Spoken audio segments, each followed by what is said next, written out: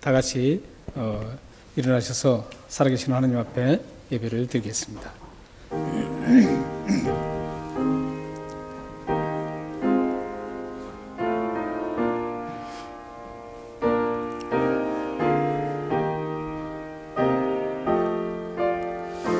하나님 아버지, 아름답게 드릴 수 있도록 인도하소서. 하나님 아버지, 예배를 받아 주옵소서. 하나님 아버지, 역사해 주옵소서.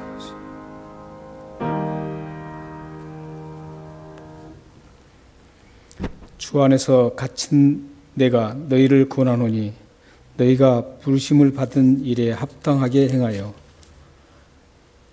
자기 자신과 같이 할지니 자기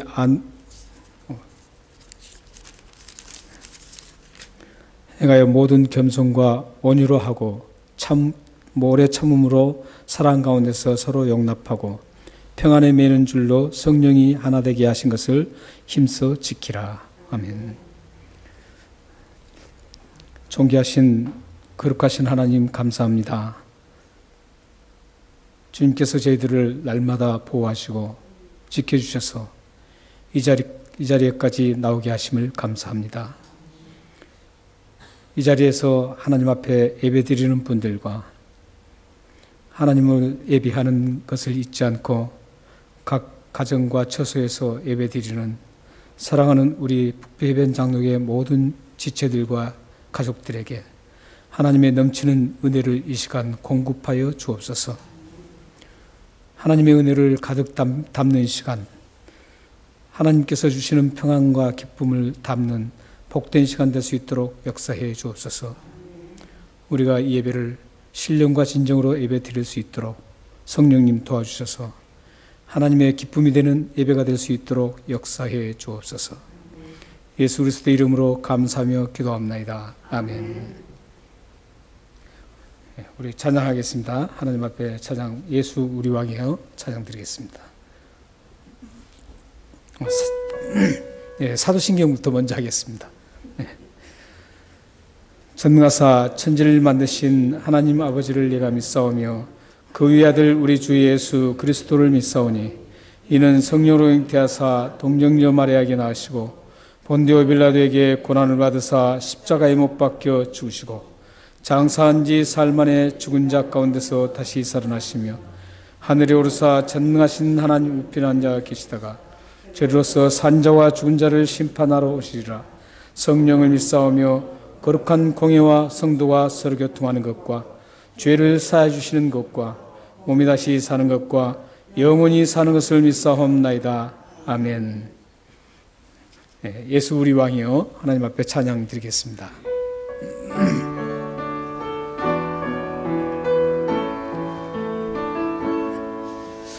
예수 우리 왕이여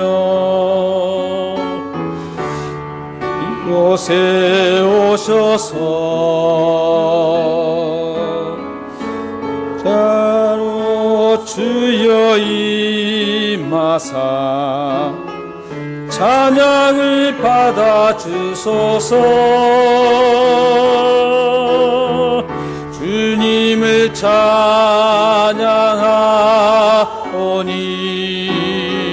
주님을 경배하오니 왕이신 예수여 오셔서 자정하사 다스리소서.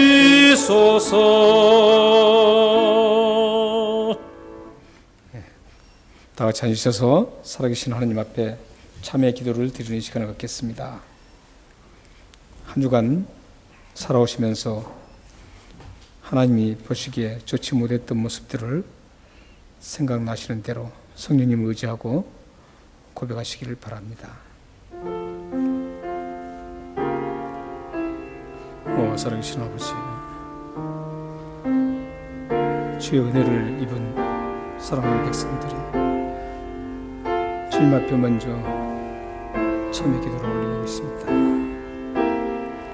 이 참회 기도가 하나님께 아름답게 응답되어서 하나님의 사람으로 다시 일어서고 주님을 아름답게 드러내는 복된 성도들이 될 수 있도록 하나님 역사해 주옵소서.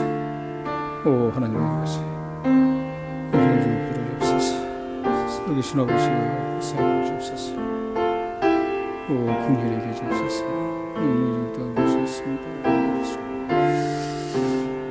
오 마음속에 주님께서 이 타하는 것들을 다 역사해 주시고 인도하옵소서. 오 하나님 아버지 역사해 주옵소서. 하나님 아버지,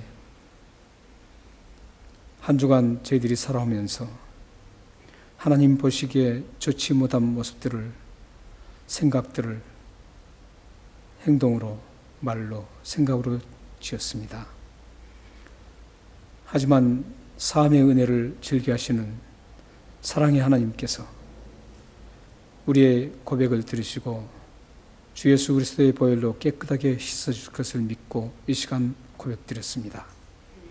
우리가 드리는 이 참회 기도를 응답하셔서 하나님의 사람으로 다시 힘차게 일어서게 하시고 하나님 앞에 아름답게 쓰임받는 복된 저희들이 될 수 있도록 도와주옵소서. 우리들의 죄를 맑게 씻기셔서 거룩한 신부로서 이 세상 삶의 여정을 아름답게 걸어갈 수 있도록 이 시간 저희들에게 은혜를 베풀어 주옵소서.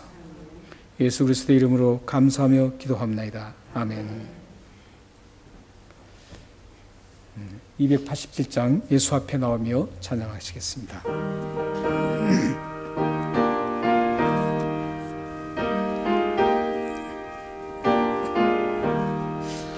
예수 앞에 나오며 주 사함 받으며 주의 품에 안기어 편히 쉬리라. 우리 주만 믿으며 모두 구원 얻으며 영생 복락 멸류관 확실히 받겠네. 예수 앞에 나와서 은총을 받으며 마음의 기쁨 넘치어 감사하리라. 우리 주만 믿으며 모두 구원 얻으며 영생 복락 멸류관 확실히 받겠네. 예수 앞에 설 때에 흰 옷을 입으며 마그 빛난 내 집에 길이 살리라. 우리 주만 믿으며 모두 구원 얻으며 영생 복락 멸류관 확실히 받겠네. 아멘. 네, 우리를 대표해서 오늘 이수근 집사님께서 기도하시는데 좀 일이 생겨서 제가 대신 기도를 하겠습니다. 하나님 아버지 감사합니다. 주님의 은혜로 한 주간을 통과하게 하셔서 감사합니다. 앞으로 남은 여정도 주님과 함께 동행하는 즐거운 시간들로 채워 주옵소서. 하나님 아버지, 이 시간 하나님 앞에 예배드리기 위해 나온 모든 하나님의 사람들에게 하나님의 은혜를 가득하게 부어 주옵소서. 마음의 평강과 기쁨을 허락하여 주옵소서. 마음의 소원의 기도를 응답하여 주옵소서. 살아계신 하나님 아버지, 하나님 앞에 예배드리는 모든 가정과 지체들과 그들의 삶의 현장을 윤택하게 만들어 주시고 더욱더 강하게 일어나는 복된 삶의 현장들이 될 수 있도록 역사해 주옵소서. 그래서 주님이 주시는 놀라운 능력을 경험하게 하시고 그래서 주님을 드러내는 복된 선포의 삶이 될 수 있도록 역사해 주옵소서. 하나님 아버지, 우리 북부 해변 장로교회 공동체를 이 DY 땅에 오래전부터 세워주셨습니다. 하나님의 뜻이 있어서 세워주신 이 교회가 하나님의 뜻에 알맞게 걸어갈 수 있도록 역사해 주옵소서. 하나님 아버지, 지금까지도 지켜주신 하나님, 앞으로도 이 주님의 피로 값준 교회를 끝까지 강건하게 붙들어 주셔서 하나님의 역사를 이루어가는 교회가 되게 하시고 하나님의 살아계심을 생생하게 증거하는 복된 살아있는 교회가 될 수 있도록 역사해 주옵소서. 우리 북부 해변 장로회 공동체에 속해 있는 모든 가정과 지체들을 위해서 기도합니다. 하나님 아버지, 이 땅 척박한 세상을, 광야 같은 세상을 살아갈 때 힘들고 어려운 일들이 많지만 주님과 함께 동행하며 그 모든 어려움들을 극복하는 그런 능력을 갖게 하여 주옵소서. 그리하여서 날마다 하나님이 주시는 그 모든 섭리와 뜻과 이루어 주심을 하나님께서 감사하며 하나님께 감사하며 가는 복된 발걸음들이 될 수 있도록 역사해 주옵소서. 하나님 아버지, 특별히 경제적인 문제, 또 비자 문제, 또 건강상의 문제, 영적인 문제, 마음의 갈등 문제, 여러 가지 문제들을 저희들이 안고 살아가고 있습니다. 살아계신 하나님께서 그런 모든 것들을 아실진데 하나님 속히 그 일들을 풀어 주옵소서. 해결하여 주옵소서. 그래서 하나님을 섬기는 데 부족함이 없는 복된 삶으로 전환시켜 주시고 기쁨과 평강으로 이 세상 여정을 걸어갈 수 있도록 역사해 주옵소서. 또한 그들이 하는 모든 기업과 하는 일에 하나님께서 형통함을 허락해 주시고 하나님께서 굳세게 일어나게 하셔서 그 기업과 현장을 통해서 하나님의 살아계심을 모든 이들에게 전파할 수 있도록 역사해 주옵소서. 살아계신 하나님 아버지, 또한 우리 북부 해변 장로에 속해 있는 모든 기관과 각 기관들을 주님께서 붙들어 주시고 기관을 운영하는 그런 귀한 기관장님들과 또한 함께하는 임역원들에게 함께 하셔서 아름답게 기관들을 잘 이끌어갈 수 있도록 역사해 주시고 주님의 영광을 드러낼 수 있도록 역사해 주옵소서. 하나님, 특별히 이 코로나 사태로 인해서 신앙의 나태함이 없도록 하나님 막아 주옵소서. 많은 사람들이 이제 교회가 계속적으로 교회 나오지 못하고 이런 정체된 상태에서 계속적으로 신앙이 낙후되고 떨어지고 있습니다. 하나님 아버지, 우리 북부 해변 장로회 공동체의 귀한 지체들의 이런 기회를 통해서 더욱더 하나님과 가까이 가는 그런 복된 삶이 이루어질 수 있도록 역사해 주옵소서. 하나님 아버지, 오늘도 이 예배를 받아주시고 이 예배 속에 하나님의 말씀이 선포될 때 그 말씀에 하나님의 뜻이 전달되고 하나님의 은혜가 풍성하게 임하게 하여 주옵소서. 하나님, 우리 예배를 받아 주옵소서. 예수 그리스도의 이름으로 감사하며 기도합나이다. 아멘. 하나님 아버지, 주 예수 그리스도의 이름으로 우리 공동체의 대표로 기도를 드렸습니다. 이 교회가 응답되어서 하나님의 사람들이 평안과 기쁨으로 걸어가게 하시고 주님을 드러내게 하시고 우리 공동체가 왕성하게 주님을 위해서 일어설 수 있도록 역사해 주옵소서. 응답하여 주옵소서. 살아계신 하나님 말씀은 신약성경 9페이지에 있는 마태복음 7장 1절에서 5절 말씀을 함께 읽겠습니다. 마태복음 7장 1절에서 5절 말씀입니다. 함께 합독을 하겠습니다. 비판을 받지 아니하려거든 비판하지 말라. 너희가 비판하는 그 비판으로 너희가 비판을 받을 것이요 너희가 헤아리는 그 헤아림으로 너희가 헤아림을 받을 것이니라. 어찌하여 형제의 눈 속에 있는 티는 보고 내 눈 속에 있는 들보는 깨닫지 못하느냐. 보라, 내 눈 속에 들보가 있는데 어찌하여 형제에게 말하기를 나로 내 속에 있는 티를 빼게 하라 하겠느냐.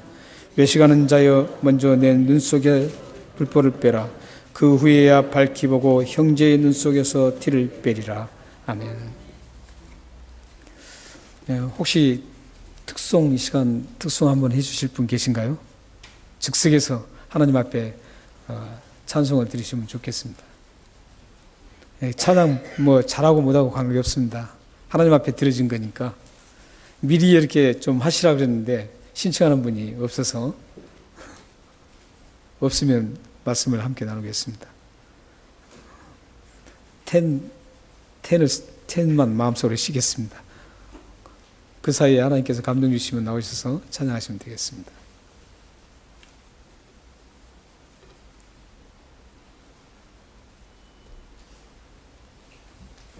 감동이 안 오신 모양이네요. 여러분 역시 건전하십니다. 어떤 분은 하나님께서 금방 나에게 음성을 주셔서 찬양하라고 그래서 찬양했다고 하는 분도 계실 텐데 우리 교회는 그런 분이 안 계셔서 감사합니다. 먼저 여러분들 중에서도 아마 이 영상을 아마 보셨을 겁니다. 보셨을 텐데 오늘 이 영상을 한번 보고 말씀을 함께 나누겠습니다.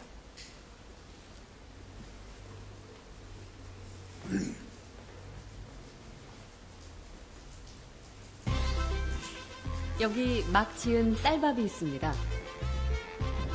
그리고 각각의 병에 좋은 말과 나쁜 말을 붙이면 실험 준비는 끝입니다. 안녕하세요. 네, 안녕하세요. 네, 덕태입니다. 이게 뭐예요? 앞으로 한 달 동안 네. 한쪽 병에는 좋은 말씀을 좀 해주시고요. 그리고 한쪽 병에는 듣기 싫은 말씀을 좀 해주세요. 아, 뚜껑을 열고요. 알아들을까요? 고맙습니다. 아, 예쁘다. 냄새 날 것 같아. 짜증나. 미워. 카메라 앞이라 그런지 짜증나도 너무 짜증 안 나게 얘기하시네요. 제대로 한번 짜증나게 할까요? 네, 짜증나. 어우, 짜증나. 아우, 힘들어요. 이런 말 못하는데. 아. 고맙습니다. 짜증나. 감사합니다. 짜증나. 아, 예쁘다. 아유, 짜증나. MBC 아나운서실과 일반 사무실 모두 5곳에 전달했는데요. 4주 후 과연 어떤 변화가 생길지 함께 기다려 볼까요? 4주 후 안녕하세요. 맡긴 물건 찾아왔습니다. 아, 맡기신 물건이요? 이거죠? 그리고 여기요. 두 눈을 믿기 힘들 정도로 차이는 분명했습니다. 고맙습니다는 예쁘잖아요. 하얗고 뽀얀 곰팡이가 많이 생기긴 했는데 하얗고 뽀얀 곰팡이가 있고요. 이거는 좀 짜증나는 곰팡이가 생겼달까? 이 붙은 이름 그대로 따라간 것 같아요. 좋은 말을 들려준 쌀밥에선 구수한 누룩 냄새가 났지만 나쁜 말을 들려준 쌀밥은 썩어버렸습니다. 대체 어떻게 했길래 이런 차이가 난 걸까요? 사랑해 사랑해 너무 예쁘다 고맙습니다 다다다다다 쏘아붙고요. 그리고 나서 가끔 얘 보잖아요. 그럼 많은 얘기도 안 했어요. 너무 미워 짜증나 이렇게 하고 딱 놓거든요. 근데 저도 진짜 신기한 거예요. 차이가 이렇게 확연하게 보이니까. 저 사실 처음 이 실험 의뢰를 받았을 때 반신반의했거든요. 이 말 한마디로 이렇게 차이가 생길까. 근데 눈으로 딱 보니까 저도 사실 좀 안 믿겨지고요. 신기하죠. 귀가 어디 달린 것도 아니고 여기 세반고리관이 들어있는 것도 아닌데 혹시 우리가 모르는 귀가 밥에 있나요? 3, 4일부터 이쪽이 막 변화가 되니까 좋은 말을 해야 되겠다라는 생각? 그 다음에 사람들한테도 속상한 일 있거나 이랬을 때도 좋은 말을 많이 해서 이 사람들이 더 변화됐을 때도 이렇게 변화되지 않을까라는 생각도 해봤어요. 굉장히 좀 놀랐고요. 처음에 주셨을 때는 과연 될까라는 생각을 많이 했었는데요. 이제 이렇게 된 거 보니까 이쁜 말을 좀 많이 써야 되겠다는 생각이 듭니다.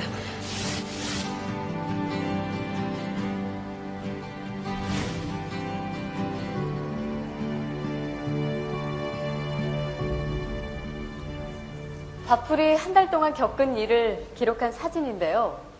그 결과가 바로 여기 있습니다. 단지 좋은 말과 나쁜 말을 들려줬을 뿐인데 보이시죠? 이렇게 색깔이 확연하게 구분될 정도로 다르게 변해버렸습니다. 이게 만약 밥풀이 아니고 우리의 가족이나 친구 혹은 직장 동료였다면 어땠을까요? 건강한 파동과 밝은 에너지를 전해주는 말의 힘을 새삼 깨닫게 됐습니다. 우리의 말과 글을 아끼고 지키는 길, 그 시작은 배설하는 말이 아닌 배려하는 말, 또 어렵고 난해한 글이 아닌 쉽고 편한 글을 쓰려는 노력에서부터 출발한 건 어떨까요? 저부터 한번 실천해보죠. 여러분 고맙습니다. 그리고 사랑합니다. 굉장히 놀랍죠? 굉장히 신기하고 보신 분도 계시겠지만 다시 보셔도 굉장히 신기한 것 같습니다. 놀랍습니다. 저도 이걸 보고 많이 생각하고 조심해야 되겠다 이런 생각을 많이 했습니다. 여기 영상을 보면 사실 생명력이 없는 것 같은 그 밥, 유리병 속의 밥이죠. 근데 그 밥이 놀랍게도 좋은 말을 계속 듣고 들었던 밥이 상하지 않고 그대로 있는데 짜증난다든지 좋지 못한 말을 계속 들었던 유리병 속의 밥은 곰팡이가 쓸고 좋지 못했다는 것이죠. 지금 PD가 말한 것처럼 MBC에서 직접적으로 실험했던 겁니다. 이 PD가 말한 것처럼 이렇게 숨도 못 쉬는 생명력이 없는 이 밥도 저렇게 달라지는데 하물며 이렇게 생명을 숨쉬고 생각을 하고 말을 하는 사람들에게 전달되는 언어라면 얼마나 큰 충격과 얼마나 큰 일이 벌어질까 이런 생각을 합니다. 그런데 이 영상에 한 가지 아쉬운 점이 있습니다. 어떤 점이냐면 저기는 그 밥 대상, 그러니까 말을 듣는 대상이 어떻게 변화되는가 여기에 지금 그것만 있어요. 그런데 오늘 성경 오늘 본문 말씀에 보면 오늘 본문 말씀에는 이 말하는 사람이 어떻게 되는가 그걸 지금 얘기하고 있습니다. 한번 1절, 2절 한번 읽어보겠습니다. 시작. 비판을 받지 아니하거든 비판하지 말라. 너희가 비판하는 그 비판으로 너희가 비판을 받을 것이요 너희가 헤아리는 그 헤아림으로 너희가 헤아림을 받을 것이니라. 오늘 본문 말씀에는 그 잘못된 말을 비판을 듣는 사람이 어떻게 된다는 것은 언급이 없습니다. 대신 그 말을 하는 비판을 하고 좋지 못한 말을 한 사람이 어떻게 되는가를 지금 말씀하고 있습니다. 여기서 단순하게 비판을 하면은 그 비판이 너에게 올 것이다. 너가 헤아리면 그 헤아림이 그대로 너에게 올 것이다. 이렇게 단순한 것 같지만 이건 대단하게 충격적인 겁니다, 사실은. 굉장히 충격적인 겁니다. 여기서 지금 예수님께서 말씀하시는 것은 어떤 의도를 가지고 있냐면 비판을 받은 사람은 얼마든지 치유가 가능하다는 거예요. 예수님께서 다 치유해 줄 수 있다는 거예요. 당한 사람. 그러나 그걸 가해자는 그것을 가한 사람, 말한 사람은 그대로 그것을 자기가 받게 된다는 거예요. 지금 그게 그 말씀이 지금 담겨 있는 말씀입니다.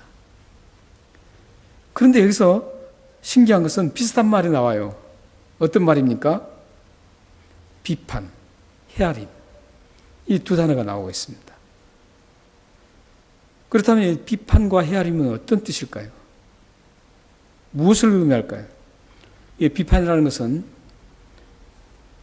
어떤 것을 보고 판단한 다음에 거기에 정죄가 들어간 정제가 들어간 법적인 용어입니다. 법정적인 용어예요. 비판은. 그런데 헤아림이라는 것은 뭐냐면 어떤 사람 딱 보고 나서 세세하게 다 헤아리는 거예요. 그리고 파헤치고 들춰내는 거예요. 조금이라도 틀리지 않도록 끝까지 잘 계산하는 거예요. 이것은 경제적인 용어입니다. 지금 예수님께서는 법적인 용어하고 경제적인 용어를 같이 지금 사용하시면서 말씀하는 거예요. 다시 말씀드린다면 이런 거예요. 어떤 사람이 딱 봤어요. 잘못이 있어요. 흠이 있어요. 실수를 했어요. 그랬을 때, 저 사람은 왜 저럴 수가 있냐. 저 잘못된 거다. 이렇게 정죄를 하는 거예요. 정죄를 하면 그게 바로 법정적인 비판이 되는 겁니다. 그리고 잘못과 실수와 흠이 있어요.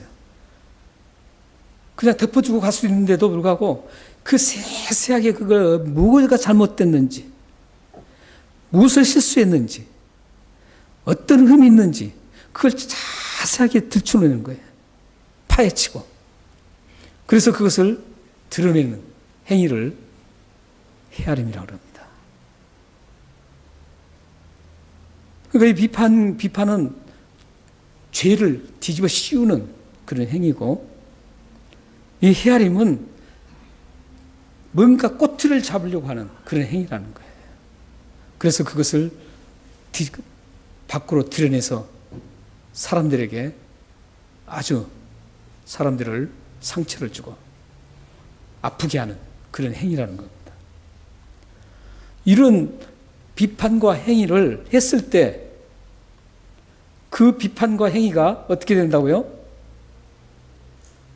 사실은 그 가해자가 그 받는 것 같지만 예수님의 말씀은 가해자는 예수님께서 책임지고 치료해 주실 거라는 거예요.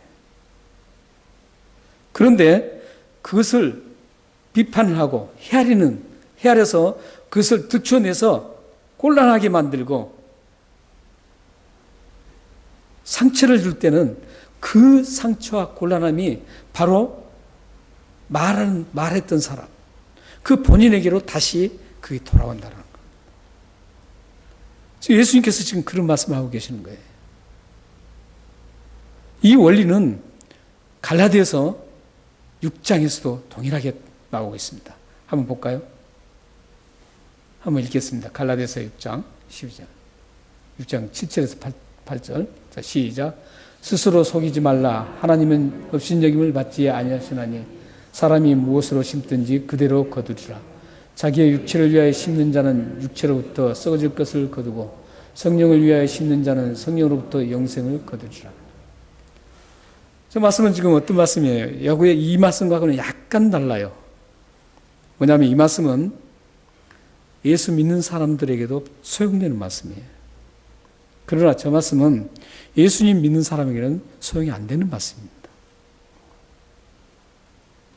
왜냐하면 예수님 믿는 사람은 다음에 보면 쭉 나와요. 그러니까 성경은 전적인 문맥을 봐야 되거든요. 앞뒤를 다 봐야 돼요. 저 말씀은 지금 어떤 사람이 어떠냐면 성령이 하나님의 구원을 받은 사람은 육체를 위해서 썩을 것 심지 않는다는 거예요. 왜냐하면 썩을 것을 거둔다는 것은 지옥을 거둔다. 다음에 보면. 그리고 성령으로부터 심는 사람은 성령으로부터 뭘 거둔다 그래요? 영생을 거둔다는 거예요. 그러니까 우리가 성경을 볼 때 항상 조심해야 돼요. 이 말씀이 예수님 믿는 사람에게도 소용되는 말씀인가? 하나님의 의를 입고 이미 영생을 보장받은 그 사람에게도 함께 적용되는 말씀인가? 아닌가? 이걸 잘 보셔야 됩니다. 그렇지 않으면 성경에 굉장히 큰 실수를 해요. 그래서 이 말씀은 그러니까 이 말씀과는 약간 다른 각도예요. 다른 각도인데도 불구하고 원리는 똑같습니다. 원리는 똑같아요. 예수를 모르는 사람들, 믿지 않는 사람들은 필연적으로 심을 것이 뭐냐면 육체를 위해서 심는다는 거예요. 그런데 그 육체로 심으면 그 육체대로 썩을 것을 거둔다는 거예요. 육체적으로 심었는데도 불구하고 영생을 거둘 수 없다라는 거예요. 이게 지금 갈라디아서 6장 7절 8절 말씀이에요.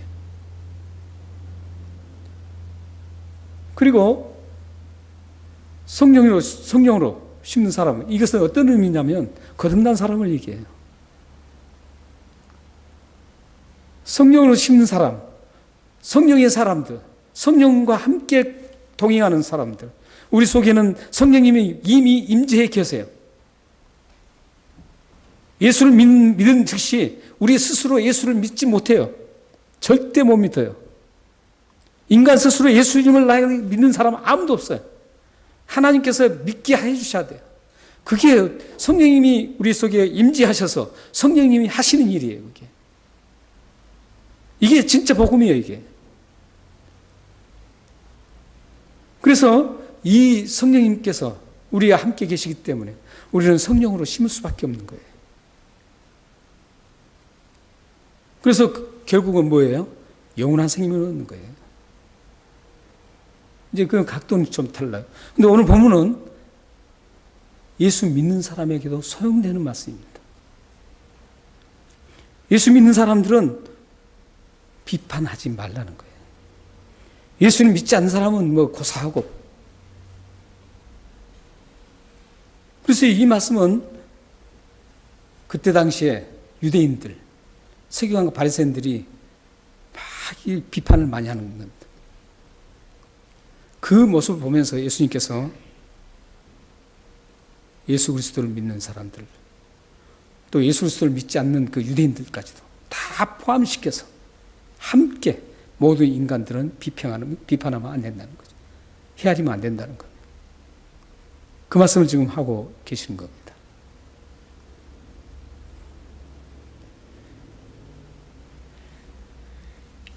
그런데 여기 보면 이렇게 부작용이 큰데도 불구하고 그렇잖아요. 비판을 하면은 그 비판이, 헤아림이 나에게 그대로 오는데, 그렇게 오는데 얼마나 큰 부작용입니까, 이게. 그런데도 불구하고 많은 사람들이 비판하고 헤아림을 한다는 거예요. 그러면 이 사람들은 왜 그럴까요? 왜 그러냐면 근본적으로 그걸 행하는 사람들, 비판은 누구나 하지 않되 주로 이 비판을 주로 하는 사람들이 누구냐 이거예요. 그 사람들이 바로 3, 4절에 나온 사람들입니다. 3, 4절 한번 다시 함께 읽겠습니다. 자, 시작. 어찌하여 형제의 눈 속에 있는 죄는 보고 내 눈 속에 있는 들보는 깨닫지 못하느냐. 보라, 내 눈 속에 들보가 있는데 어찌하여 형제에게 말하기를 나로 내 눈 속에 있는 티를 빼게 하라 하겠느냐. 들보가 있는 사람들이 그런다는 거예요. 여기 들보가 뭐죠? 여기에는 지금 들보가, 네. 여기도 지금 들보가, 원래 들보는 지금 한가운데 있는 축이 있죠. 그러니까 이 건물을 올릴 때 지붕과 건물에 가장 중심 역할을 해주는, 균형을 잡아주는 그거 들보입니다. 얼마나 큽니까, 저게? 대단히 크거든요. 근데 이 들보를 어떻게 눈에 있을까요, 이게? 있을 수 없잖아요. 들보가. 티는 들어갈 수 있죠. 그러나 들보는 들어갈 수가 없잖아요. 말도 안 되는 겁니다. 그런데 예수님께서는 왜 내 눈 속에 들보를 빼라 그러고 이런 들보가 있다라고 그렇게 말씀하실까요? 이것은 상징적입니다. 예수님께서는 눈의 가장 중요한 부분, 이 들보처럼 가장 중요한 부분이 있는데 그 부분이 너무 크게 보이는 거예요. 그게 바로 잘못된 것들. 예수님께서 이 세상에 오신 이유가 뭡니까? 우리의 잘못된 것들, 우리들의 죄악들, 이 모든 것들을 용서하기 위해 오셨어요. 근데 이 들보라는 것은 지금, 눈 속에 들보라는 것은 죄악된 것들, 잘못된 것들, 이런 것들을 지금 의미하시는 거예요. 근데 잘못된 것들이 가장 많고 생각할 수 없이, 헤아릴 수 없이 많은 사람들일수록 상대방의 조그만 흠집을 잡는다는 거예요. 가만히 보면은 비판을 잘하는 사람들이요, 비판을 항상 습관적으로 하는 분들 보면 그 사람들이 더 오히려 잘못을 참 많이 합니다. 그래서 여러분들이 만약에 내가 비판을 잘한다 그러면 생각해야 될 게, 나에게 잘못된 점이 더 많구나, 이걸 생각하셔야 됩니다. 예수님께서 분명히 들보가 있는 사람이 오히려 지금 비판하고 있잖아요. 판단한다는 거죠.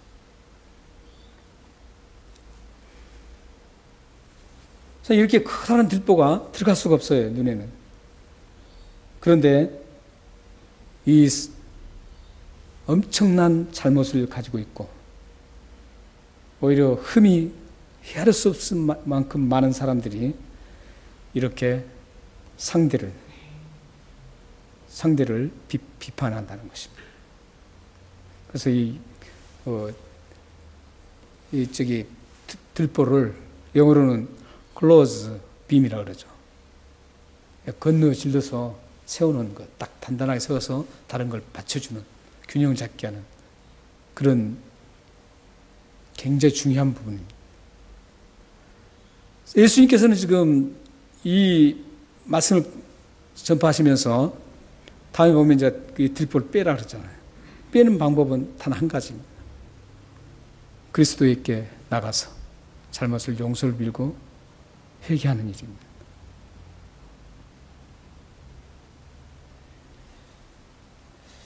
여기서 우리는 남은 한 가지 더 생각해 볼 것은, 이렇게 커다란 들보가 눈에 들어갈 수 없는데도 불구하고 말이 안 되는 예수님의 말씀을 합니다.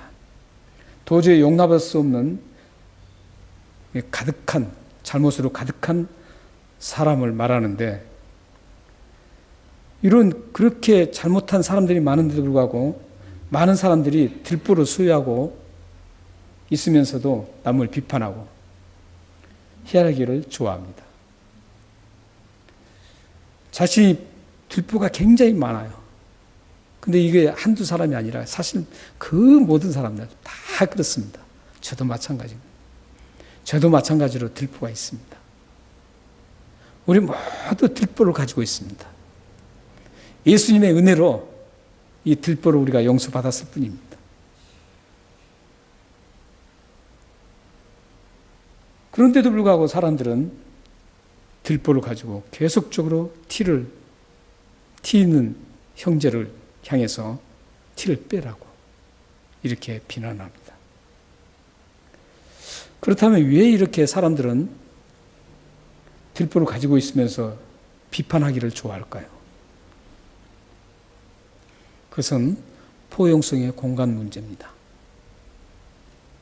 우리의 마음의 공간을 예를 들어서 100%로 한번 우리가 잡는다면, 만약에 포용성이, 그 사람이 잘못한 것도 다 포용하고 수용하고 사랑으로 포용하면 포용성이 한 10% 된다. 그러면 나머지 90%는 포용을 못하니까 어떻게 나옵니까? 비판으로 나옵니다. 비판하게 되어 있습니다. 만약에 90% 사람들 이렇게 보면서 잘못한 것을 다 들어오잖아요. 누구나 다 들을 수 있어요. 물론 민감한 차이는 있겠죠. 어떤 사람은 예민하게 조그만 것도 다 잡고 막 헤아린 것처럼 막. 하지만 웬만한 사람들도 그 압니다. 눈에 띕니다. 실수나 잘못이나 흠이나 이런 것들이 다 눈에 띄거든요. 그렇게 눈에 띄었을 때 사랑으로 덮어주고, 그것을 오히려 기도해주고, 이런 포용성으로 90%가 딱 차 있단 말이죠, 나에게. 나의 공간 속에 90%가 그런 포용성으로 차 있다면 비판이 작아질 수밖에 없죠. 10%밖에 비판은 안 합니다. 근데 반대로 90%, 10%의 포용성을 가지면 비판을 많이 할 수밖에 없습니다. 90%를 비판을 할 수밖에 없으니까 말할 수밖에 없죠. 그래서 우리는 이 포용성의 공간, 사랑으로 덮어주고, 그를 위해서 기도해주고, 흠과 잘못을 감싸주는 그런 포용성의 공간을 여러분들 넓혀가야 되는 거예요.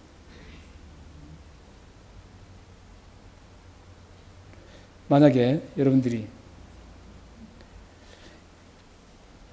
이 비유를 생각하면 우리는 어떻게 해야 될까요? 포용성의 공간을 넓혀가야 된다고 생각합니다.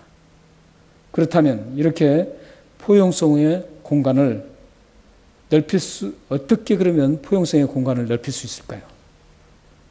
그 포용성의 공간을 넓히는 방법을 예수님께서 제시해 주고 있습니다. 5절입니다. 5절 함께 읽겠습니다. 자, 시작.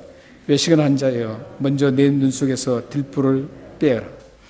후에야 보고 형제의 눈 속에 있는 티를 빼리라.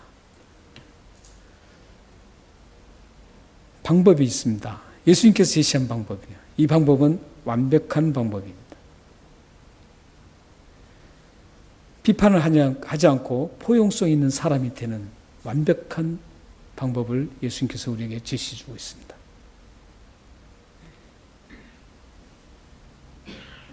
예수님께서는 이 사람을 향해, 그러니까 비판하는 사람을 향해서, 들보 있는 사람을 향해서 이렇게 말씀합니다.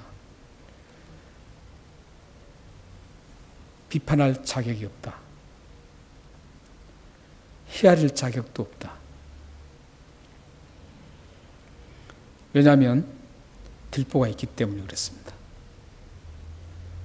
그러므로 먼저 자신의 들보를, 커다란 들보를 먼저 빼라 그럽니다. 그래야 그게 해결된다는 겁니다.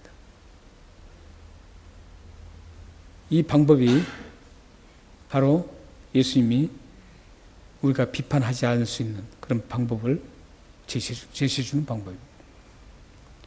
만약 여러분이 남의 잘못을 습관적으로 비판한다면 예수님께서 제시한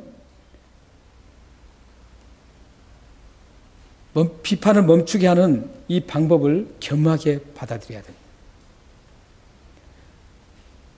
그 받아들인 방법이 뭐냐면 나의 들보를 빼는 거예요. 나의 잘못과 나의 실수와 나의 흠을 세세하게 파헤쳐야 되는 거예요. 그리고 그게 드러나면 그게 다 죄이기 때문에 하나님 앞에 회개해야 됩니다. 그러면 남을 비판하는 사람에서 남을 칭찬하고 남을 좋게 여기는 그런 사람으로 바뀌어줄 수 있다는 겁니다.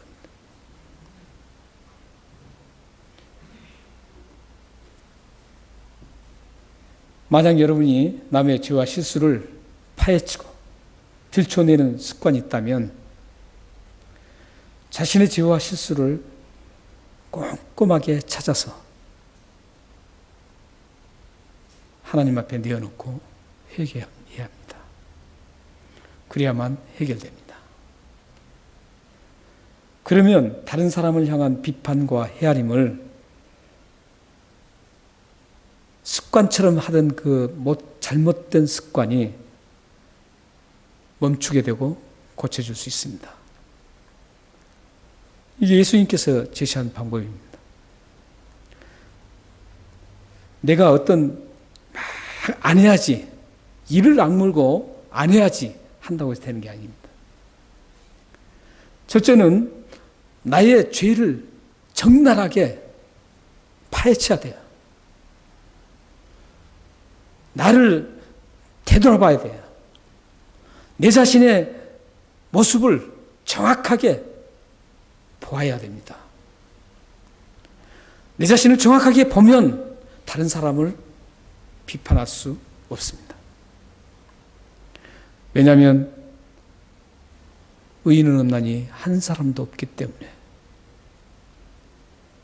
이 세상에는 누구든지 다 흠이 있고 잘못 있고 죄가 있습니다. 그런 자신의 모습을 비춰보면 그 사람의 죄는 아무것도 아닙니다. 내가 이런 죄를 짓고 있는데 저 사람이 그렇게 했다고 해서 그 사람을 비판할 수가 없습니다. 그걸 정확하게 인식하고 알 때 비판을 멈추게 되는 겁니다. 헤아림을 멈추게 됩니다. 내가 그 잘못한 그 죄악들을 하나님께 나와서 예수 그리스도의 이름으로 토하고 예수 그리스도의 보혈로 이 모든 죄를 용서해달라고 하나님 앞에 처절하게 몸부림치는 그런 몸부림이 있어야만 다른 사람을 비판하지 않습니다. 그냥 쉽게 내 죄 용서해 주십시오. 이런 수준이 아니라 처절하게 이 죄악의 그 엄청난 처참한 것을 알고 영원히 죽을 수밖에 없게 죽음으로 몰아넣는 죽게 하는 그런 죄악, 그런 죄악을 예수 그리스도의 보혈로 깨끗하게 씻어주시는 그 용서함을 아는 사람만이 비판하지 않습니다. 그래서 여러분들이 비판하는 습관, 헤아리는 습관을 멈추는 방법은 내 자신을 잘못된 것들, 죄악들, 흠들, 실수들 이런 모든 것들을 하나하나 보셔야 돼요. 보시고 그걸 가만히 두지 않고 하나님 앞에 빼내야 돼요. 회개하면서. 그걸 빼내면 여러분들이 비판 안 해야지 이렇게 뭐 막 몸부림 안 쳐도 자연스럽게 비판하지 않게 됩니다. 그래서 예수 그리스도의 죄사함의 은혜를 아는 사람은 다른 사람을 쉽게 판단하고 비판하고 헤아리지 않습니다. 그게 신앙의 수준 차이입니다. 비판을 잘하는 사람 치고 신앙 좋은 사람 없습니다. 다른 사람 잘못을 하나하나 들춰내고 헤집은 사람 치고 하나님 앞에 신실한 사람 별로 없습니다.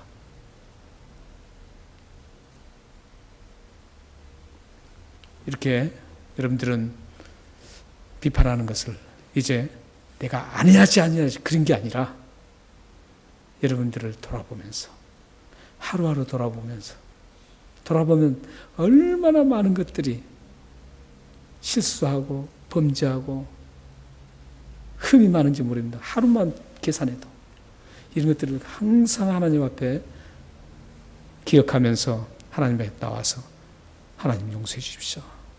또 이렇게 내가 어리석게 이런 길을 가고 있습니다. 용서해 주십시오 하고 회개하면 자연스럽게 비판하던 습관, 헤아리는 습관이 멈춰지실 것입니다. 여러분들에게 이런 하나님의 은혜가 있기를 바랍니다. 비판과 헤아리는 습관이 멈추게 되면 어떤 일이 일어나는지 성경 두 구절을 보고 말씀 멈추겠습니다. 먼저 골로새서 3장 12절에서 14절 말씀 한번 읽겠습니다. 읽겠습니다. 시작. 그러므로 너희는 하나님의 택하사 거룩하고 사랑받는 자처럼 긍휼과 자비와 겸손과 온유와 오래 참옷을 입고 누가 누구에게 불만이 있거든 서로 용납하여 비춰 용서하되 주께서 너희를 용서하신 것 같이 너희도 그리하고 이 모든 것 위에 사랑을 더하라. 이는 온전하게 매는 띠니라. 비판을 멈추게 되면 하나님의 사람이 됩니다. 그러면 그 앞전에 있던 그 모든 것들이 자연스럽게 그 사람에게 하나님의 성품으로, 하나님의 성품이 그 사람에게 성품으로 다가와서 성품이 됩니다. 그런데 가장 중요한 성품이 뭐예요? 사랑이라는 겁니다. 그러니까 우리 기독교에서 가장 사랑이 최고죠. 사랑보다 더 앞서는 게 없습니다. 여기 보면은 모든 것 위에, 그 앞에 있는 모든 것 위에 사랑을 더하라. 이는 온전하게 매는 띠니라. 여기 지금 띠는 아까 옷 입고 그랬죠. 그 옷을 말합니다. 지금은 우리의 단추로 이렇게 모든 걸 마지막 매듭을 짚잖아요. 옷을 딱 입고 마무리는 단추를 딱 함으로 해서 이제 끝납니다. 근데 유대인들은 옷은, 그때 당시 옷은 그렇지 않았죠. 옷을 다 입은 다음에 끈으로 마지막 딱 묶었을 때 끝납니다. 그때야 옷을 다 입고 완성이 되는 겁니다. 그리고 나가는 겁니다. 그러니까 우리의 기독교인들의 모든 품성, 좋은 품성이 완전하게 되기 위해서는 사랑이 필요합니다. 사랑이 사람. 근데 비판을 멈추게 되면 이런 성품들을 다 가지게 돼요. 그래서 비판을 않게 되는 거예요. 이런 성품들을 다 가지게 되는데 그 중에서도 사랑의 띠의 역할을 한다는 거죠. 그래서 온전하게 모든 것들을 만드는 거예요. 어디를 가도 그 사람은 온전한 사람으로 하나님을 드러내는 겁니다. 사랑의 띠가 되어서 이런 엄청난 하나님의 사람으로 살아가게 됩니다. 또 한 가지 말씀을 보겠습니다. 다니엘서 12장 3절입니다. 함께 읽겠습니다. 시작. 지혜 있는 자는 궁창의 빛과 같이 빛날 것이요 많은 사람을 옳은 대로 돌아오게 한 자는 별과 같이 영원토록 빛나리라. 저기 보면 많은 사람을 옳은 대로 인도한다 그렇죠. 옳은 대로 인도하려면 어떻게 해야 될까요? 우리는 여기서 비판과 판단력을 볼 수 있습니다. 우리 기독교인들이 판단력이 없으면 안 됩니다. 구분을 할 수 있어야 돼요. 그런데 옳은 대로 인도하려면 내버려 두서는 안 됩니다. 만약에 잘못 간다 그러면 그건 잘못 가는 겁니다. 이렇게 가야 합니다. 이렇게 하는 겁니다. 근데 거기에 중요한 게 뭐예요? 사랑이라는 겁니다. 사랑이 가미되지 않으면, 사랑이 온전하게 매는 띠로 그를 매주지 않으면 아무리 좋은 충고도 충고가 아니고 비판으로 끝납니다. 그래서 옳은 대로 인도한다는 것은 충고하고 조언해주고 판단하고 이렇게 해주는 것이죠. 그래서 그게 잘못됐다라고 인도해 주는 겁니다. 그래서 그 사람이 사랑으로 잘 얘기를 해서 그 사람이 그 길에서 돌아서서 하나님께로 오게 만드는 그런 사람이 된다는 것이죠. 그랬을 때 어떻게 돼요? 별과 같이 영원토록 빛난다는 겁니다. 이렇게 비판을 멈추면은 이렇게 비판이 아니라 이제 어떤 사람이 돼요? 조언해주고 그들을 판단을 잘해서 옳게 가게 만들어준다는 거예요. 그러면 그 사람은 영원토록 별과 같이 영원토록 빛나는 삶을 살 수 있습니다. 사랑하는 성도 여러분, 비판과 헤아림을 멈추십시오. 그 방법은 예수님의 방법입니다. 여러분들이 그 방법대로 잘 따르고 회개하고 여러분들 죄를, 잘못을 날마다 적나라하게 파헤쳐서 하나님 앞에 회개하고 해결하십시오. 그러면 자연적으로 비판과 헤아림이 멈추게 될 것입니다.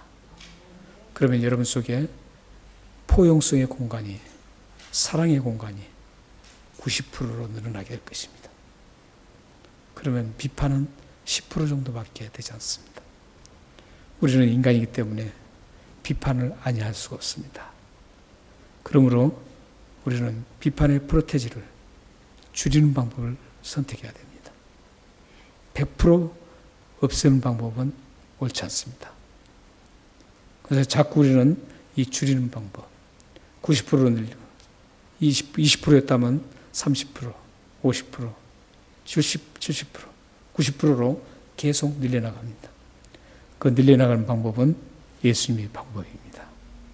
여러분들이 잘못을 적나라하게 기억하고 하루하루 하나님과 독대하면서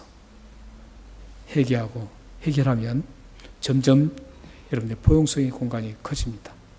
그래서 비판의 공간이 적고 비판을 작게 하게 됩니다. 이렇게 될 때 하나님께서는 여러분들에게 기쁨과 평안과 하나님이 주시는 그 놀라운 풍요로운 것들을 가득 채워서 이 세상을 즐겁고 기쁨으로 축복 속에서 걸어갈 수가 있습니다. 사랑하는 여러분 모두가 포용성의 공간을 넓혀서 하나님 앞에 아름답게 쓰임받기를 주님으로 축원합니다. 기도하겠습니다. 하나님 아버지 감사합니다. 주님께서 우리에게 어떻게 하면 하나님의 사람으로 더욱더 아름답게 세워질 것인가를 고민하면서 이 말씀을 저희들에게 주셨습니다. 이 말씀 잘 기억하고 날마다 말씀대로 잘 따라서 하나님의 사람으로 아름답게 세워져서 주님이 주시는 평강과 기쁨과 하나님이 주시는 좋은 것들을 받아 누리며 온 열방에 쓰임받는 저희들이 되고 가정들이 되고 자녀들이 되게 하여 주옵소서. 예수 그리스도의 이름으로 감사하며 기도합나이다. 아멘.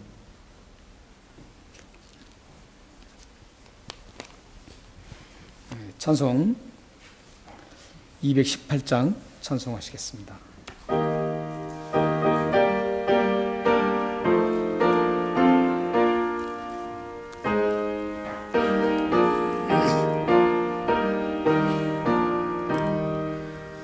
내 맘과 정성을 다하여서 주 너의 하나님을 사랑하라. 내 몸을 아끼고 사랑하듯 형제와 이웃을 사랑하라.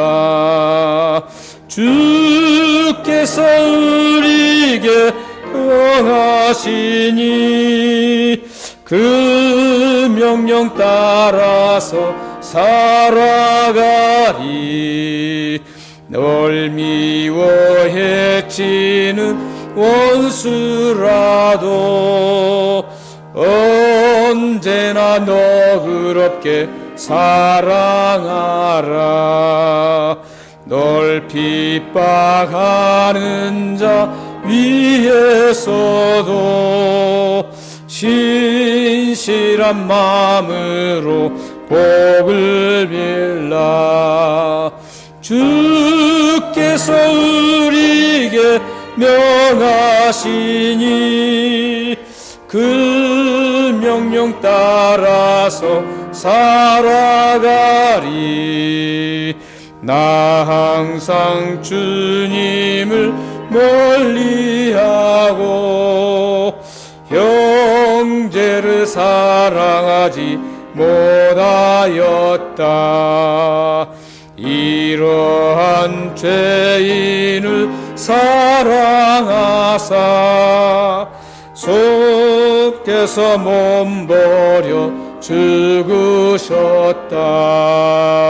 속죄의 큰 사랑 하느니 내 생명 다 바쳐 충성하리. 아멘.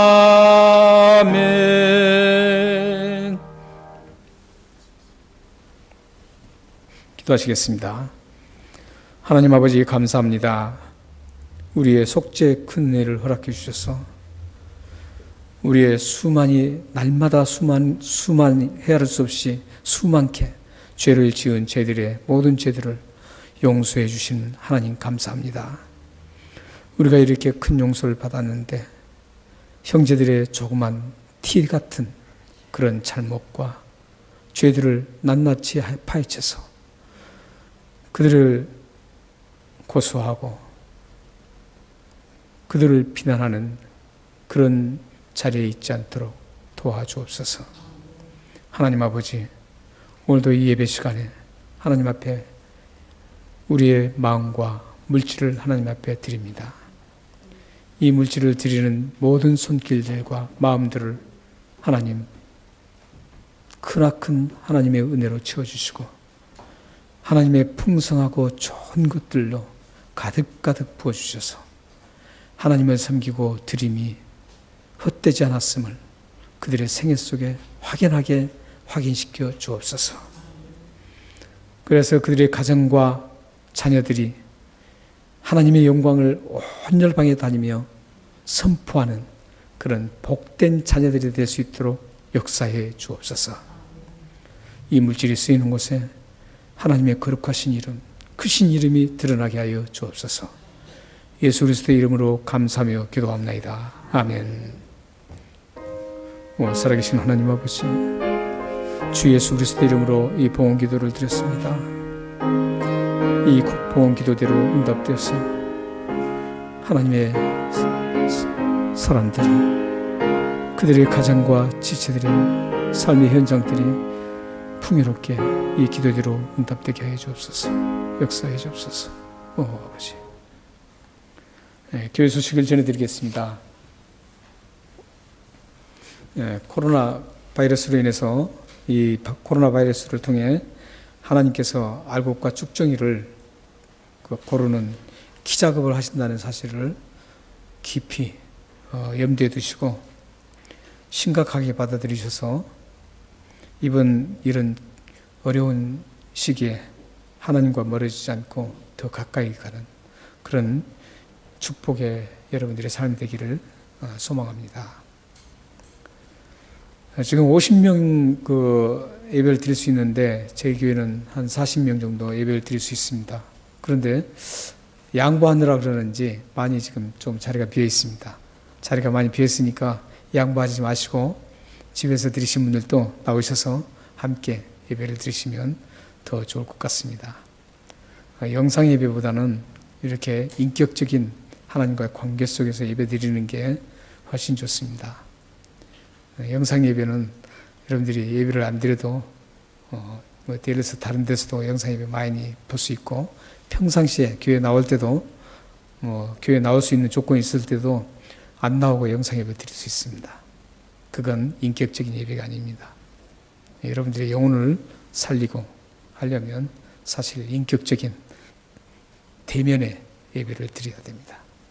여러분들이 하나님과 대면의 시간으로 이렇게 인격적으로 드리는 예배를 드렸으면 좋겠습니다. 코로나 사태로 인해서 참 신앙적으로 나태하기 쉽죠. 여러분들 이번 기회에는 영적으로 이런 나태함을 극복하는 신앙이 됐으면 좋겠습니다. 지금 저희들이 서드 텀이 진행 중에 있습니다. 서드 텀이 지난주부터 시작됐는데 여러분들 서드 텀의 주제가 용서와 포용을 하는 그리스도인입니다. 이번 3개월 동안 용서의 사람이 되고 포용의 사람이 되어서 하나님으로부터 쓰임받는 여러분들 되시기 바랍니다. 용서와 포용의 사람을 하나님께서 사용하십니다. 또 그 가족을, 그 자녀들을 사용하십니다. 용서하지 못하고 포용하지 못하면 하나님께서 잘 사용하지 않으세요. 왜냐하면 그거 못하니까 사용할 수가 없죠. 그러니까 여러분들은 용서와 포용의 사람으로 이 3개월 동안 꼭 변화되시기를 바랍니다. 그리고 필독서가 있는데 필독 말씀은 마태복음입니다. 지금 우리가 마태복음 계속 하고 있죠. 그리고 필독서는 탓이라는 데이빗이라는 분이 지었고 윤종석 이라는 분이 번역을 했습니다. 저에게 책이 있습니다. 혹시 여러분들 원하시면 저에게 말씀하시면 제가 빌려드리겠습니다. 그리고 고국 방문 중인 분들을 위해서 기도해 주시기 바랍니다. 어디서든지 코로나 이런 사태에 얽매이지 않고 잘 신앙적으로 일어설 수 있도록 기도해 주시기 바랍니다. 다 같이 일어나셔서 찬양하시겠습니다.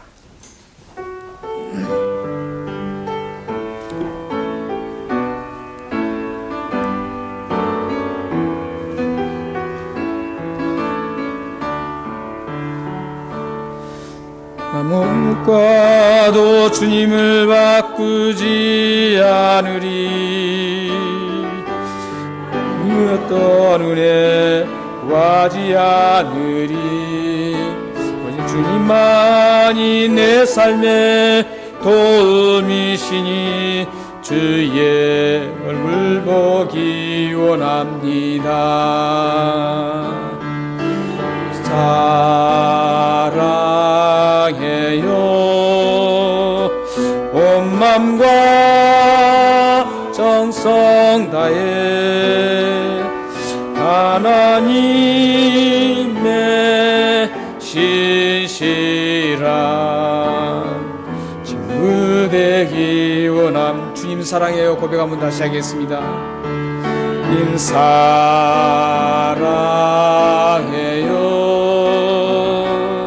온 맘과 정성 다해 하나님의 신실한 친구 되기 원함. 다시 한번 사랑은 고백하겠습니다. 사랑해요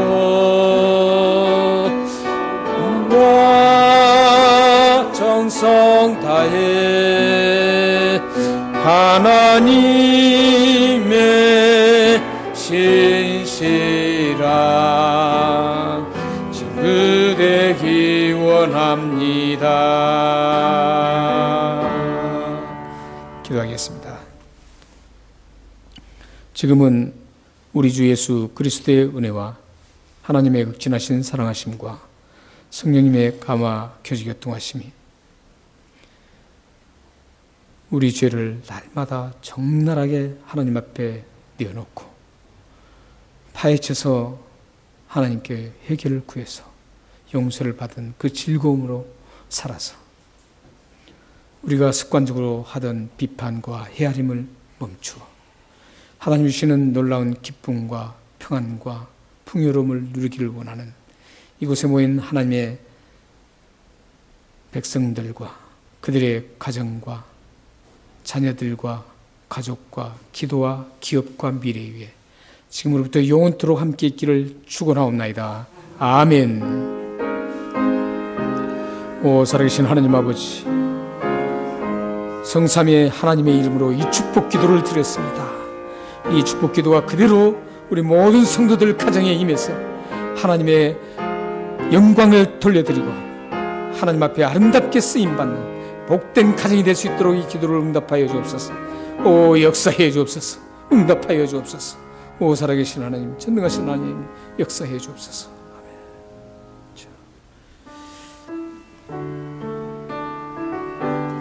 네, 예배를 마쳤습니다. 한 주간도 승리하시고 한 주간도 포용의 공간을 넓혀가는 복된 시간 되시길 바랍니다.